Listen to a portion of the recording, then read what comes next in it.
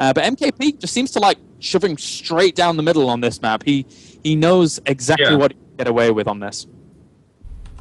This is a map, though, notorious for the neck. The neck between the natural and the main. Very easy for a Terran player to attack the front and then instantly lift up and drop into the main base. I'm sure all of the Terran players are going to be thrilled about that Ignite Afterburners medevac upgrade to do all the harassing. It's going to be brutal. It's going to be brutal. But then again, every other race seems to get some kind of brutal situations in Heart of the Swarm. But anyway, guys, let's get those intros done and dusted, as we do have, spawning up to our northern position as our blue Protoss. He goes by the name of Liquid HerO. And down in the bottom right, the man who is Marine King defying all expectations, it is Marine King Prime. Oh, God. His fans are saying, it's about Marine King time. Been cheering this guy on for years, only to have him get silver after silver after silver. Yeah, but then I'd be Marine King lying if I told you I didn't want him to get a gold in this tournament. I mean, it's your turn. It's your turn to talk, Kalaris. Hi, how you doing? No, I can't do it. I cannot bring myself to doing it. Maybe because I'm not as quick-witted as you, but anyway, I'll stick to my normal rhetoric of. Well, Marine King Prime looked as if he wanted to go for a gas then with an SCV, but then pulled it away. Did he want to make one and then didn't? That was strange. You know, Marine King Prime is a player who I've heard say before that in a lot of circumstances he goes into the game and just sort of feels like, what build should I be doing here? Which is something that really you should not do on the ladder, but is great to do in a best of 5 or a best of X, only if you're really, really, really good at that big variety of builds. It looks like Marine King Prime, though, is doing a flash style of early expanding. This is a real interesting move. This is one of these great deception moves that we're seeing players do time and time again in the last few months since Flash did it. I love you just hide the command center, and then your opponent doesn't know if you're going fast gas, 2 racks, has no idea. He knows nothing. Yeah, anything you can do to mess with your opponent's head. And it's like, well, you know, what is going on in that base? I need to know. I can't play consciously. I can't play properly without actually knowing. And this might force a little bit of an extra reaction out of HerO. He might decide to, you know, forego a little bit of an earlier expansion. It's not as common. You know, we do see a lot of Protosses just going for the Nexus straight away anyway, but, you know, he's going for that Stalker, and from that point on, we'll have to see what he wants to do from them. Yeah, first Zealot being produced, that's just the standard, I don't know what you're up to, you could be attacking, I have to do the defense. There's MKP throwing down his command center, rallying his Marines to the front, as he should, great way to hold off Stalkers. Now in the main base, MKP is generally, ooh, why is he saving up that much money? Oh, what the MKP. That is I am not as big a fan of this play. Hmm? I mean, if you're going to go for the big mass economy, I prefer a little bit to build it down on yonder low ground. But, I mean, that's not even as significant as that going for an early expand into medevac pressure is just so strong on this map. I don't quite like the big mass macro play.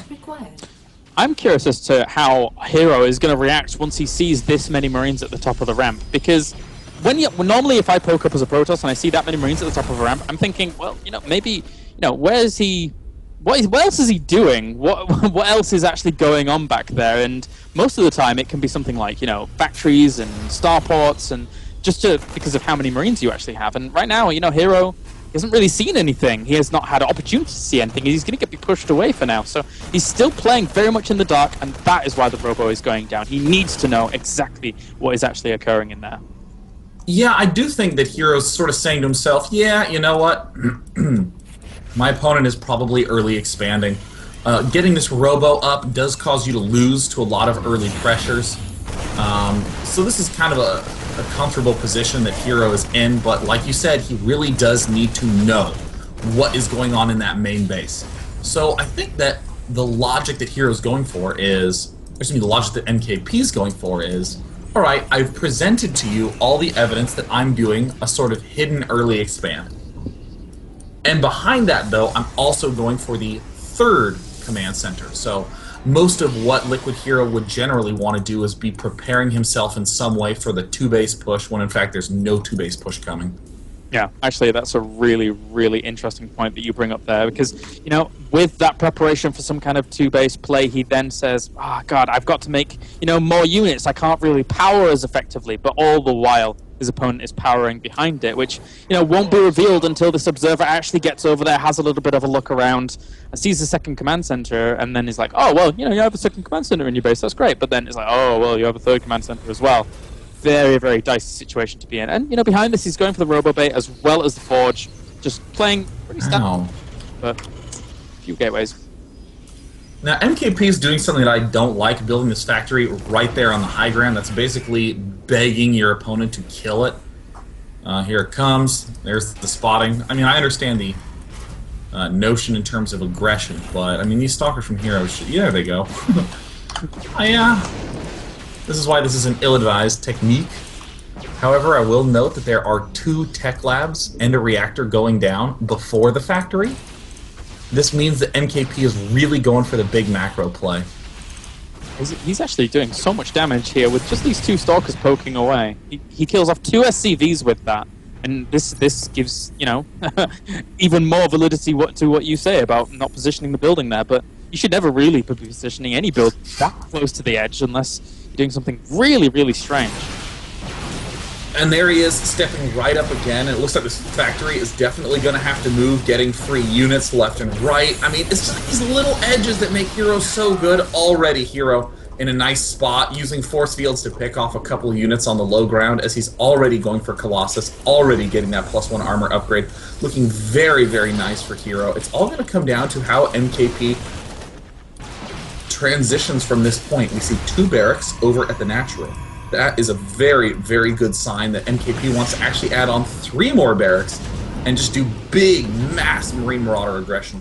Yeah, that can be very, very scary. And HerO's shoes here. He's adding on a few more gateways, of course, as well as those Colossus on the way. But when your Colossus are in short numbers and you don't actually even have Thermal Lance on the way just yet, they can be exploited by Bio quite easily, actually. So for now, we do have HerO still throwing down pylons, looking to go for some aggression as well. And I mean, you know, MKP, he's expanding, and he's just going for that big, big power macro. It's kind of scary, actually. Yeah, this is a point in time where, again, you can go for Armory and then second eBay, but given what we've been seeing from MKP, it's still looking a lot more like he wants to just slam out a bunch of barracks. HerO is in that uncomfortable defensive mode where you want to have expanded earlier, but you were in the dark a little bit, and now the Colossus is out. HerO, look at this, timing this attack right at the moment where MKP will normally have his medevac up. This, oh my god, is going so great for HerO. Oh my gosh, decimating that front line. Those Colossi just did so much damage. Even without Thermal Lance, the force fields were pristine. He might even get another medevac here, actually, and has a few units in. Not the second medevac, though. Retreats to a position of safety. And just berating and assaulting this bunker and front line is terrifying here for Marine King. He's losing a lot of workers as well, but at the same time, nice stim up, takes out one of the Colossi, the other one forced to retreat. There's still a lot of Bio doing some damage, but the Zealots chewing away at it as well. Weirdly, Marine King Prime not getting any Vikings, just getting more and more medevacs and more Marine Marauder. Continuing to kite mainly Marauder production, picking off one of the Stalkers. It looks like MKP is not losing these attacks quite as badly as he should. Yeah, it looks like taking a very, very interesting fight there. As for now, he's got +1 weapons on the way, just warping in right in his opponent's third base. How annoying is that? And for Marine King Prime, but he's still fighting back. He's pulling off an few SCVs as well, trying to close the gap. There's not that many gateway units left here, but that one Colossus, 14 kills, 15 kills, so much damage. Now look at this micro by MKP. He has like 4 Marauders and he's kiting them, darting them around perfectly. By some miracle, Marine King Prime has managed to micro his way into saving this base. What? That's pretty terrifying, pretty scary. The what? I don't know how he even managed to hold on there. The Colossi were just so so strong early on, but they haven't been able to do much of anything else anymore. And Marine King Prime, with this many medevacs, adds so much longevity to this force that, you know, if HerO doesn't do something very soon, then this army is going to be extremely mobile and in HerO's face very quickly. Oh my god, and look at the expansion has only just now started, Killaris. I mean, even if HerO defends this attack, he doesn't have any sort of big economy burgeoning up behind it. The worker count is still reasonable. It's at 52 for MKP, and with those 3 command centers, he's in fine shape. 2-2 now en route. Wow. That 2-2 is actually a big deal, considering that HerO doesn't really... He's got 1-1, sure, but his 2-2 is nowhere near even beginning, never mind anything else. And MKP putting on the pressure, he's going to break down the rocks, push this third base, and if he can kill this off, I mean, it's 57 workers to 62. HerO's in the slight advantage, but it doesn't matter if he doesn't have the third base to be able to populate. Gosh, that's so crazy. Favoring medevacs over Vikings with tons of Colossus barreling down his front door. MKP really showing that there's techniques that most people are not doing to be able to thwart these Colossus forces. Uh-oh, he's just darting right on up, and then he snipes one immediately. The Marauders doing huge damage, but that front line of Zealots tears it down quite quickly. But with that many medevacs, I mean, the remaining 8 Marauders actually are not going to die.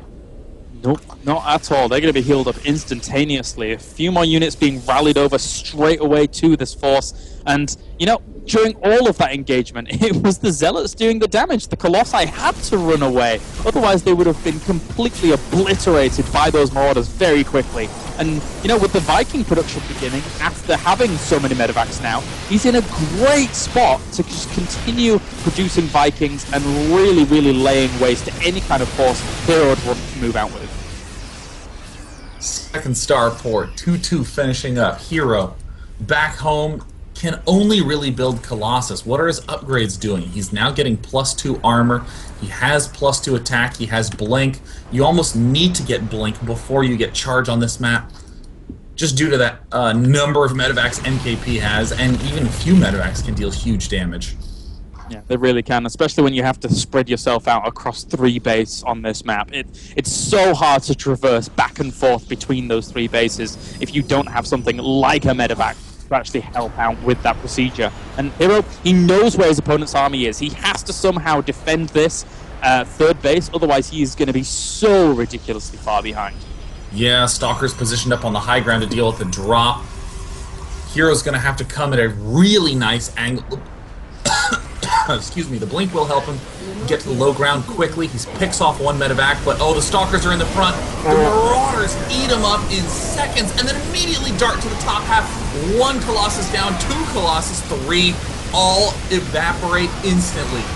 Oh my god, Marine King Prime has just done this incredible defense, continues to blast down the front, and it looks like he is going to take out HerO in Game 4. Wow, Marine King Prime advances on against a liquid hero of all